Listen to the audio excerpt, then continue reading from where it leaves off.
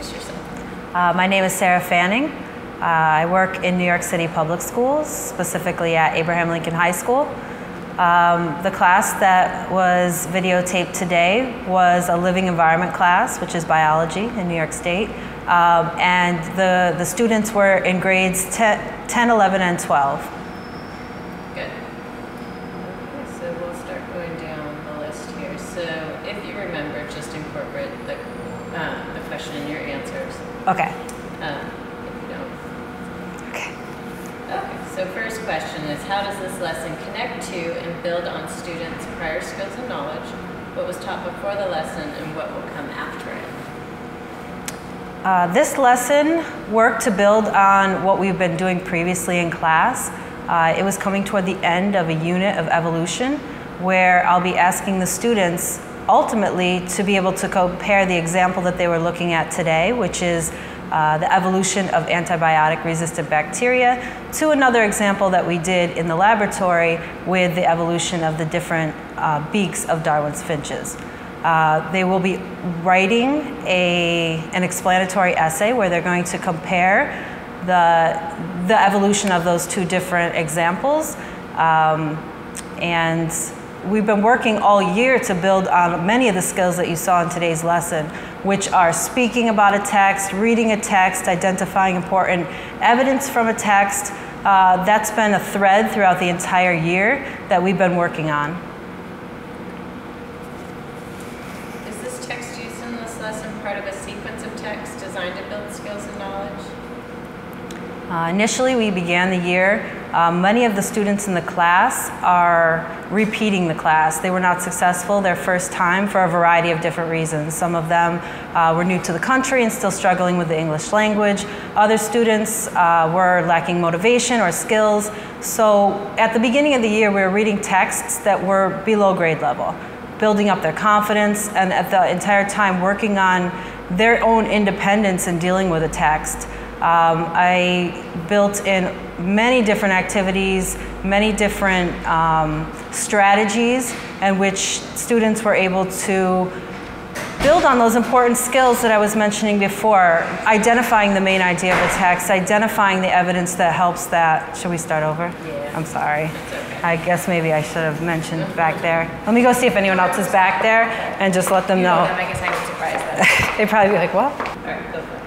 In terms of addressing the Common Core State Standard that looks at identifying the main idea, the collaborative annotation allows the students to work with the text, identifying the most important things so that when they got to the class discussion, they really could work together to identify the main idea of that text and to identify which pieces of text allowed them to come to that decision.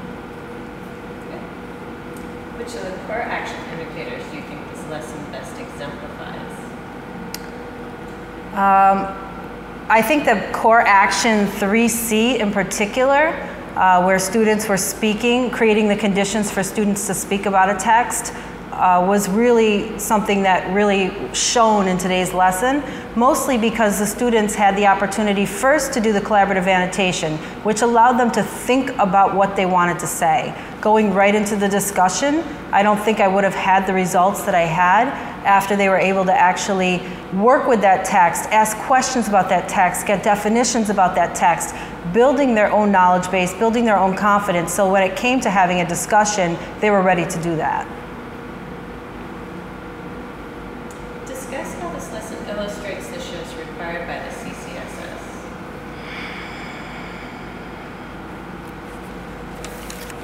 I think that this lesson did a good job of highlighting all three of the shifts. First, working with a text that's above grade level, which is exactly what they spent the day doing. The second shift, which is, the second shift, which is reading, writing, and speaking about a text, was completely embodied by today's lesson. My students did all three of those things throughout the course of the lesson. First, they were reading the text, then they worked with annotating that text, and eventually ended the lesson by discussing the main ideas and making connections from that text to what other things that we're learning in class. In addition, In addition, the third shift, where it's regular practice, since it's May, it was really able to come through that this is something they've been doing all along. My students didn't walk into the year being able to sit down and talk about a text like this. This has been a work in progress from the very beginning, where we started out just what we saw with the Do Now today, where they were sharing at their tables the things that they wrote. That was a struggle. And we worked from there, where it started to be a small group discussion, and everything along the way that we've been working for has gotten them to the point that they could fulfill the assignments for today. How did you teach the content of the lesson prior to SECSS? What is the same and what is different? Prior to the Common Core, I was basically standing in front of my class with a PowerPoint. It was the Mrs. Fanning show, and I had lovely videos to back it up and pictures on my PowerPoint, but it was me, it was my knowledge, it was my expertise running the show, with an opportunity for students to maybe work with that at the end of the lesson. Since the Common Core has come in, I've really shifted my thinking. The students are doing the work. Most of the work that I do for my lessons happens before and after the lesson. When the students are in the class, they are working from the beginning of the class to the end of the class just about every single day. How do you support all students in working with grade level text? For example, how do you provide scaffolding for students below grade level so they can read grade level text?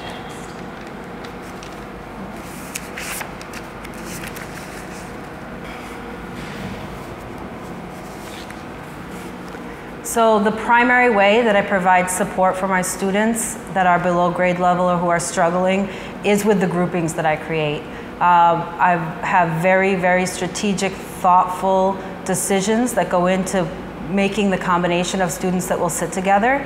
I have a student that comes from the higher level in the class, a student from the lower level. I'm thoughtful about which students are former English, let me start over. So the primary way that I provide support for students who are below grade level or struggling with the material is the groupings that I create. A lot of thought goes into which students will make up the combination of who sits at a table together. I choose students from the highest percentile in the class, the lowest percentile. I think about students who are English language learners, what are their native languages, the ratio of boys and girls, all of those things, including personality, behavior, extroversion, all of those things come together so that I try to make a group that is most capable of supporting each other as they go along and bringing out the best in each other. Also, my students struggle. They struggle. That's what they do. They've struggled since the beginning of the year. Almost everything that you saw in class today that you would classify as a support or a scaffold came out of a struggle that I saw earlier. The checklist that they used for the Do Now came because students weren't writing and speaking when I asked them to do a Do Now unless I walked around. The table discussion sheet where students were assessing themselves, that came out of a need for them to be aware of exactly what I was expecting from them and how they could fulfill that when they sit and have a group discussion. Even the collaborative annotation, I started the year by putting up 20 minutes to ask questions, write what you want to write, pick out evidence, and the same students would do the things that they were comfortable with, write questions for 20 minutes, whereas breaking it down into smaller segments allowed them to know that they are responsible for doing all 5 of those skills that they were asked to do today. So it's just looking for an area of need and creating something that will ensure that the students can meet that. How do you know the students were able to successfully respond to the text-dependent questions and tasks with precision? The lesson that I taught today gave several opportunities to see if students were actually understanding and able to fulfill the requirements of the assignment. It started with the chart paper. As I was walking around, I could see the answers the students were writing, the connections that they were making, and I get to take that chart paper with me. It's something that I can take after class and really look at what everybody was responsible for. The fact that they use different color markers allows me to see exactly what each student contributed to that, rather than just seeing, oh, the group did a great job, when it was really 90% of one person. Also, in the conversations when I was walking around, I mean, I heard some real light bulb moments for some of these students where they were able to make the connections. So I got a little bit of it during the discussion, but that exit slip is really going to give me the information I need to see if they were able to take away what they need to from that lesson.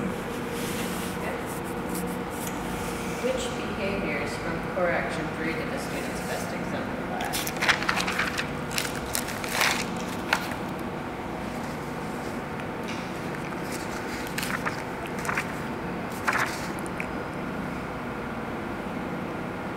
Of core action 3, I think that this lesson really highlighted both core indicator A, which is that the teacher provides the conditions for students to focus on the text, as well as core indicator C,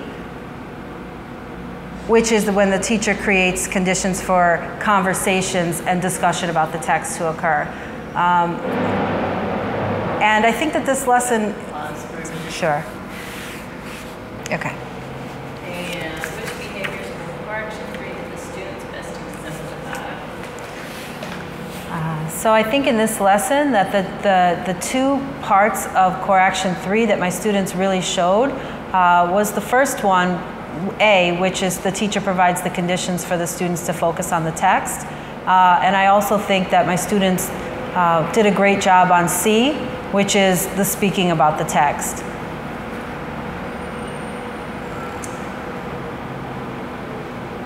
Was there something that delighted you or surprised you with the students' work today?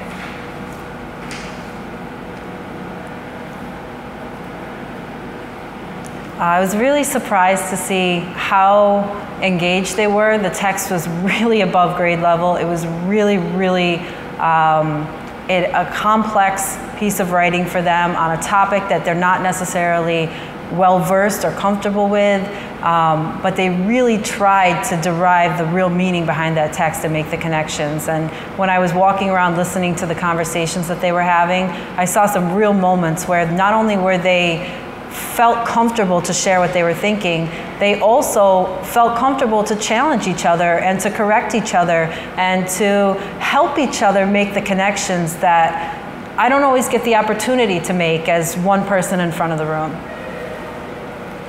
Reflecting on the lesson, what worked particularly well and what might we do differently? In this lesson, I think that using the collaborative annotation before the discussion worked especially well because it gave them the confidence and the information they needed to really speak about the text.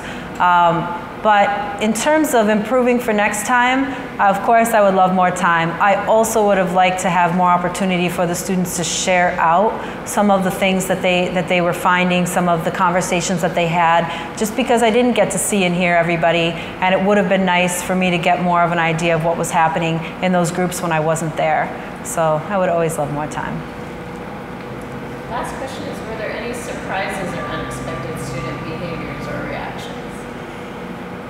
I actually was really surprised in today's lesson how comfortable my students were correcting each other and helping each other make the connections. Because in the past, students were comfortable saying their own answers and coming up with their ideas. I mean, we've been working all year to establish that they can think for themselves and come up with ideas and share those ideas. But I haven't seen much of them actually pushing each other to make the connections, and I thought that I saw several examples of that as I walked around, and it was really nice to see because I think that's the next level. First you think for yourself, then you start to challenge each other and really change how other people are thinking about the text that they're reading. I'm going to have you do the core action 3 one over one more time. Okay. Mind, just because of the audio. Which behaviors from core action 3 did the students best exemplify? Did you want me to also talk about in that one what actions I took to make that happen? That was the question here. You can. I can, okay. In today's lesson, I think that we really were able to highlight core action 3A, which is that the teacher creates the conditions for students to focus on a text, as well as 3C, which is students being able to speak about, discuss that text, and explain their thinking. And again, the strategies in place really allowed them to get to the point where they could do that collaborative annotation, allowing them to work together and really understand what they were looking at before they had to speak about it, allowed, once they got into the conversation, to really be able to interact and challenge each other and think about what they're reading. Then did you incorporate, what actions did you take as a teacher to make that happen? I think so, sort of, with the decisions, I guess the Yeah. decisions. Or, I mean, Yeah.